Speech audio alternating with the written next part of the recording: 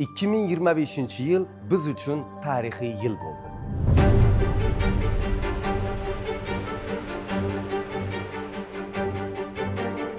Bu yil yangi bosqichga ko'tarildi. Yangi bino, yangi imkoniyatlar. Ranch universiteti yanada kengaydi va kelajakka mustahkam qadam tashladi. Shuningdek, universitet qoshida Ranch School xususiy maktabi tashkil etilib, ta'limning uzluksiz zanjirini yaratdi.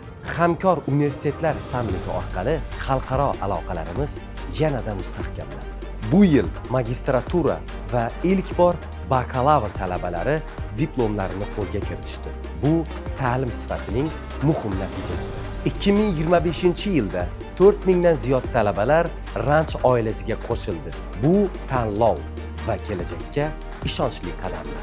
Ranch universiteti xalqaro maydonda ham faol bo'ldi. Ozarbayjon delegatsiyasining tashrifi hamkorlarimiz kengayib borayotganining yaqqol isboti. Sportda ham katta muvaffaqiyatlarga erishdik. Gandbolchi qizlarimizning g'alabalari Ranch nomini yanada yuqori pog'onalarga ko'tardi. Ta'lim sifatining muhim e'tirofi ASIN va AQUIN akkreditatsiyalarini muvaffaqiyatli qo'lga kiritdik. Ilmiy salohiyatimiz yangi bosqichga ko'tarilib, doktorantura yo'nalishi yo'lga qo'yildi. 2025-yil Ranch hayotida unutilmas sanalardan biri gala konsert bo'lib o'tdi. Shu bilan bir qatorda Ranch universiteti o'z madhiyasini taqdim etdi. U Ranch oilasining birdamligini va kelajakka bo'lgan ishonchini ifodalaydi.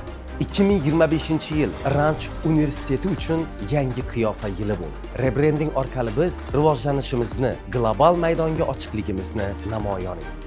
Bu o'zgarish emas, bu yangi bosqich.